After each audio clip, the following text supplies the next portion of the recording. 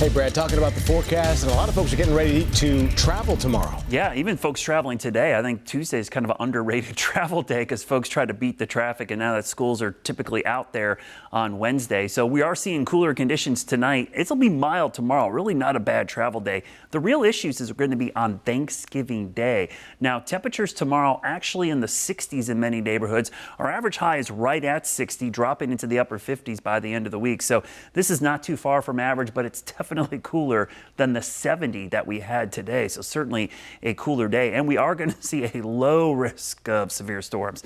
It starts tomorrow night across the Mid-South and then spreads into the Southeast. Now, there's still some uncertainty in this. I'll be honest with you. Depending on the timing of the front, this risk could go up or it could go down. It's low right now, but it's certainly there. We have two main ingredients we look for when we want to see or have the chance for severe weather. It's wind shear and then thunderstorm fuel, which is warm, humid air at the surface. We will have plenty of wind shear. We always do this time of year. And when we see a warm day for this time of the year, that's when we start to see some issues. So ahead of this front, early Thursday morning, if we get temperatures in the upper 50s, even the 60s early in the day, that will be enough to tap into some of that wind shear to produce some scattered strong storms. Now, look at the timing here, 7 to 8 o'clock in the morning. Pretty nasty little line of storms there. If this were to happen, let's say closer to noon, where we have time for the atmosphere to warm up even more, this would be a bigger risk. That's why there's still some uncertainty. If it speeds up and comes in the middle of the night, reduces the risk slightly, but I do think by the afternoon and evening, we should see the cooler air filter in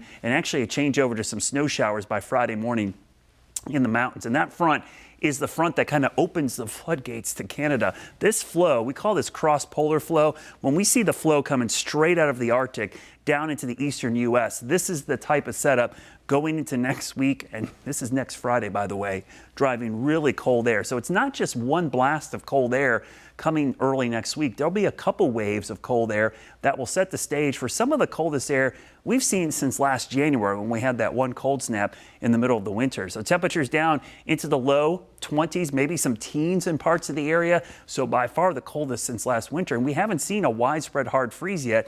This would definitely do it. So the growing season, it's coming to an end later this weekend into next week, whether we'd like it or not. And you can see the probabilities of below average temperatures. This doesn't tell you how cold it is, just the likelihood that it's going to be below average. Right now, greater than 80 or 90% chance. So that's a pretty high likelihood you're going to see below average temperatures.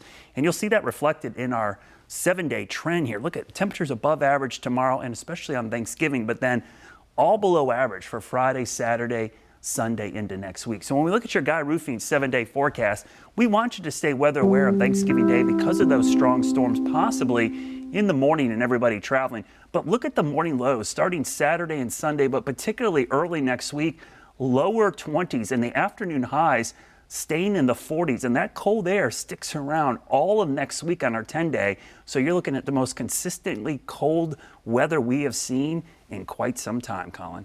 Certainly so. All right, Brad, thanks for preparing us. So before that cool air moves in, you'll want to download the free WCNC Charlotte mobile app. You'll be notified when the conditions drastically change where you might be, and the data updated by our team of meteorologists right here at WCNC, so you know when you're getting the most accurate local information.